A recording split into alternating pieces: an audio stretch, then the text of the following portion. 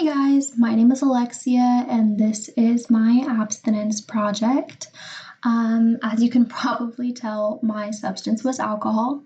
Going into this assignment, I really honestly thought it was going to be the worst part of my semester, and I mean no offense by that.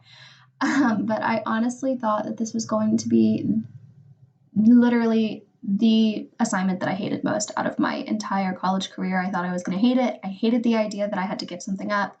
Um, and I just really overall was not looking forward to this project at all.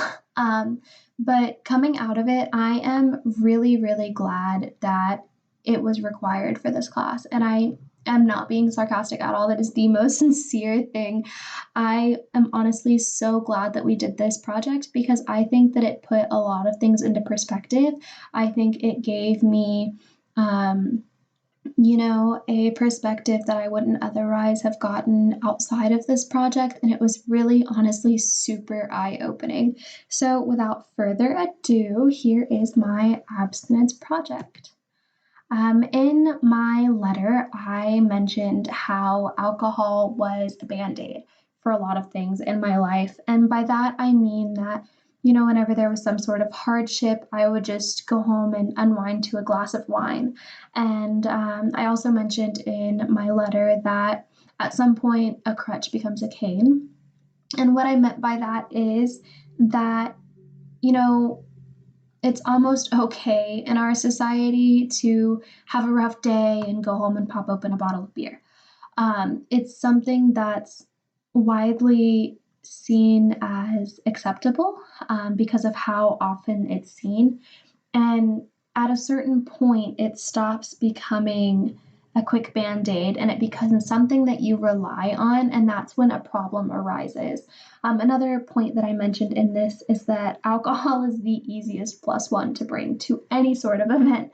No one's ever going to tell you no if you say you're going to bring the drinks, and I feel like that's one of the societal pressures that we have is how easy it is to opt out of bringing food and instead just say, oh, I'll bring a six pack. And I really think that also influences consumption.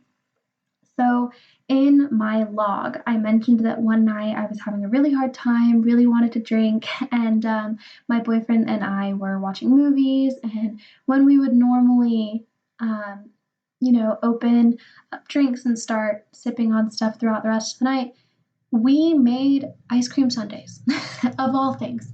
We went and got everything from the pantry and had this elaborate setup set across our kitchen counter with candies and cookies and marshmallows and little chocolate syrup and like all of that. And it was so much better. It was an alternative that I enjoyed way more than if I would have just, had a glass of wine, made a nice drink. I enjoyed this way, way more. It was way more fun, way more involved, and it really just opened my eyes as to how easy it is to find alternatives instead of turning towards these substances. In the PowerPoint for the chapter on alcohol, it mentions how alcohol is a depressant, which I'm sure we all know, and that it evokes feelings of euphoria and reduces anxiety.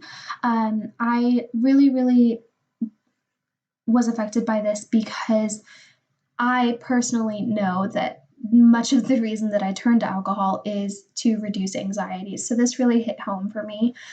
Something that also got my attention was what we discussed in discussion four, the blame it ideologies, and how societal behavior is altered under the influence because of those ideologies. Um, I also mentioned that consumption.